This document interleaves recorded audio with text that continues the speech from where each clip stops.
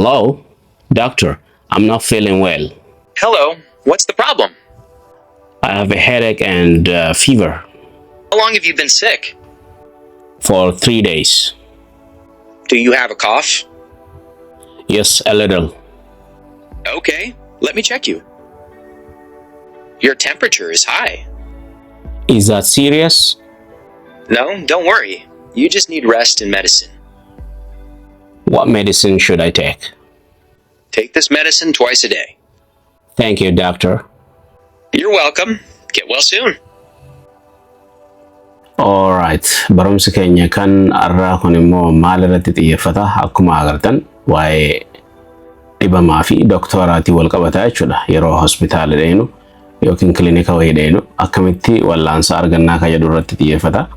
So afaan hin beekne wallaansa argachuu hin dandeenye jechuudha. Biyya afaan san dubbatutti. Okay.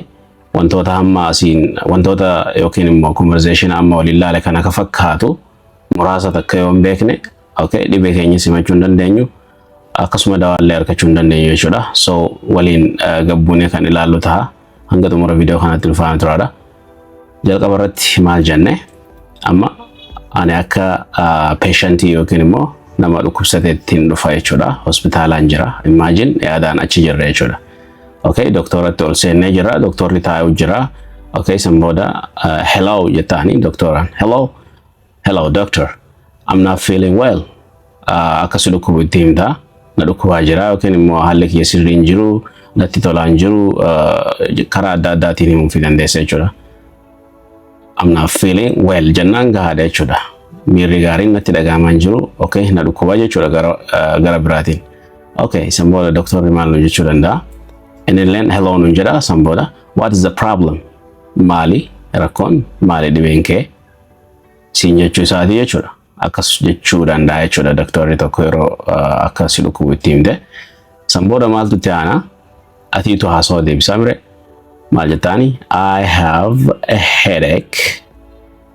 Okay, akkuma agartan I have a headache and fever. Asirratti jechoota kanneen akkaataa itti jedhamu sirriitti adda baasaadha. Asirratti headache osoo hin taane headache jennaani dogoggora baay'ee waan hin arguuf jechuudha. Kanarratti immoo fever jedhanii namni hedduun fever osoo hin taane fever jedhame fever jennaani. So asirrattis ni gabaabsine yeroo hedduudha. I have hin jennu have a headache. Okay, maal jenna? I have a headache and daatanas and jennee a fever. Okay, walirratti yeroo jennu I have a headache and fever. Maal jennee? I have a headache and fever. Akkas jennee jechuudha. So hiikni isaa akkuma agartan dhukkubbii mataatti isin qaba, ho'a qaamaatti isin qaba jechuudha. Fever jechuun ho'a qaamaa yoo ta'u, headache jechuun dhukkubbii mataa jechuudha. So sanbooda doktorri immoo maal jechuu danda'a? How long have you been sick? Hangam takkaaf si dhukkubaa ture jechuudha. Dhibee namsi jiru kuni hangam takkaaf sitti jira jedhee si gaafachuu danda'a jechuudha. Maal jedhaa barreeffamni? Yeroo hammamiif yookiin immoo hangam takkaaf dhukkubsataa jirtaa jechuudha. So hanga dhukkubaa ture itti himte jechuudha sanbooda. Walumaa galatti akkaataan itti jennu akkam isa kana? How long have you been sick? Doktorri akkasii si gaafata. How long have you been sick? How long have you been sick? Akkasitti dafee siin jechuu danda'a. So sanbooda ati maal deebisuu dandeessa? Akka dhukkubsataatti jechuudha. Guyyaa shaniif yoo ta'e for 5 days amma asirratti dhimma keenya keessatti guyyaa sadiif jedha. So for 3 days. 3 days. 3 hin jennu mire? 3 jechuu dhiisnee? 3 hin jedhamu. 3 TH yeroo ta'u fiixaarra baatu ilkee lameen gubbaa tuqee qilleensi jidduun baha jechuudha. So for 3 days. Okay. Guyyaa shaniif yoo ta'e for 5 days. Yoo torbaan tokkoof ta'e for 1 week. Akkas jennee jechuudha. So guyyaa sadii ta'eera yookiin guyyaa sadiif na dhukkubaa jira jechuudha. Yoo guyyaa tokko ta'e it is just for 1 day. Okay, guyyaa tokkoof guyyaa tokko eegana dhukkubee jechuudha. So doktorri maal jedhu deebisuu danda'a? Do you have a cough? Asirratti cough jennaan. Cough. Do you have a cough? Maal siin jedhe? Utaalloo yookiin immoo qofaa qabdaa siin jechuu jira jechuudha. So qofaa yoo qabaatte akka qabdutti himtaa yoo hin qabaanne immoo maal jettaani asirratti xiqqisho yookiin immoo xinnoo qofaa waan qabuuf namni kuni so maal jedheeni yes a little xiqqooshii na qofaasisaa jechuudha. So akkas jennee deebisna yoo isin qofaasifne na jettee deebisuu dandeessa jechuudha. Sanbooda doktorri okay let me check you sin jedha. Let me check you yeroo sin jedhutti wanta gurra kaa'amu saniin akkasuma wantoota beezikii taheen si lallaaluu eegala jechuudha. Onnirra si oofuudhaan hafuura ol baafadhu hafuura dheeraa sin jechuudhaan check si godhuu eegala jechuudha. Arraba kee gadi baasisin jechuu mala. So dhiiga kee ilaaluu danda'a. So wantoota kanneen beezikii eega godhee akkasuma yoo wanti kee kanarratti hin argamne dhiigaa fi wantoota biraa akka kannitu si gaafata jechuudha. Akkasitti kan steppiin deemamu jechuudha. Okay. Sanbooda doktorri erga silaalee booda your temperature is high. Maal jennee kana? Temperature jenna. Temperature jedhame. So your temperature is high sin jedha. Waan ni silaalee jira jechuudha. Gartee temperature yookiin immoo ho'a qaama keetiis waan silaaleef so ol ka'ee jira jechuudha. Ho'i qaama keetii ol ka'aadhaa sin jedha jechuudha. Okay, waan biraa amma yeroo kanatti ati rifatu malta. So yeroo kanatti rifatu malta ho'i qaama keetii ol ka'aadha sin jedhan.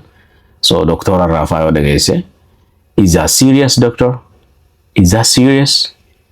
Hamaadha jechuun asirratti dhuguma hara waan biraa ta'uu danda'a yookiin akka dhibeen sun sodaachisaadha jechuudhaati asirratti. Is that serious? Is it serious? Sagalee ol kaastee rifattee jechuudha. Is it serious? Doktorri immoo maal sin jechuu mala akka sin rifachiisisnetti jechuudha. Lakkii sin jechuu danda'a jechuudha. Maaliif yeroo hedduu doktoroonni nama rifachiisanii akka namni jajjabaatu waan nama godhaniif. No sin jedhe. No, don't worry. Yaaddayin sin jedhe san booda you just need rest and medicine. You just need wanni si barbaachisu maali? Rest and medicine. Rest jechuun boqonnaa yoo ta'u medicine dawaa si barbaachisa. So kanuma sin jedhe jechuudha. Eegni isaa lakkii yaaddayin jechuudha. Don't worry. So you just need boqonnaa fi qoricha qofa. Justiin asitti akka qofa ta'ee agarsiiste jechuudha. You just need rest and medicine. So boqonnaa fi qoricha qofa si barbaachisaa jechuu jira jechuudha nama kanaani. Okay, san booda patientiin yookiin immoo dhukkubsataan what medicine should I take? Maal jenne? What medicine should I take? Ogaadha jechuudha akkasi. So dafnee yeroo jennu what medicine should I take? Dawaa yookiin immoo qoricha akkamiin fudhachuu qaba jettee doktora gaafachuu dandeessa jechuudha. What medicine should I take? What medicine should I take? Akkasitti deddeebisaa jedhaadha. San booddee doktorri dawaa sikkannuudhaan okay dawaan kana siin jedhee sikkannaa yookiin immoo faarmaasitti si erga. So yoo harkatti si kanne akkana siin jedha. Take this medicine twice a day. Maal jedhee? Take this medicine twice a day. Dawaa kana guyyatti yeroo lama fudhadhu. Take this medicine dawaa kana fudhadhu twice yeroo lama a day guyyatti jechuudha. So eekni isaas kanuma akkuma agartan kana. So ati akka dhukkubsatatti doktoricha galatoomfachuu qabda. Thank you doctor. Galatoomi doktora. Akkasitti galatoomfachuu danda'u qabda jechuudha. San booda doktortichi maal siin jedha? You're welcome. Get well soon. Humaa miti siin jechuu danda'a yookiin akka afaan keenyatti humaa miti siin jedha jechuudha. Akkas jettee deebistaafi. So you're welcome. You're very welcome jechuus ni danda'ama. So san booda doktorticha haasoo isaatti fufuudhaan get well soon. Maal jechuudha? Dafii fayyi. Dhalotti rabbi si haa fayyisu. Waliin jennu sana jechuudha akka aadaa teenyatti. Rabbi si haa fayyisu. Saffisaa rabbi si haa fayyisu waan akkasii jedhamame akka afaan keenyatti. So ingiliffaan immoo get well soon. Dafii fayyi. Dhalotti fayyi. Waan akkasiiti jechuudha. Akka daftee fayyitu siif hawwuu jechuudha walumaa galatti. Doktortichi akka ati daftee fayyitu siif hawwuudhaaf wanni inni fayyadamu jechi get well soon dhiyootti fayyi. Dhalotti fayyi. Ifame? So barumsi keenya kanarraa isa kana ture. Viidiyoon inni itti aanu immoo waan biraa ta'a jechuudha. Wantoota guyyaa guyyaadhaan barbaachisu keessaa tokko ta'a. So viidiyoon kun yoo isinitti tole Ingiliffaan barsiisettanii yookaan yaaddan ta'e viidiyoo kana akka deebinee kan biraatis daleenu laayikii heddumeessaa tuqaadha. Akkasuma nama biraatiifis sheer godhaadha. Yoo haarawaa taatan immoo subscribe gochuun dagatinaadha. Viidiyoo itti aanuun barumsa biraatiin hanga walitti deebinutti yeroo gaarii isiniif haa ta'u. Have a great time. Bye bye for now.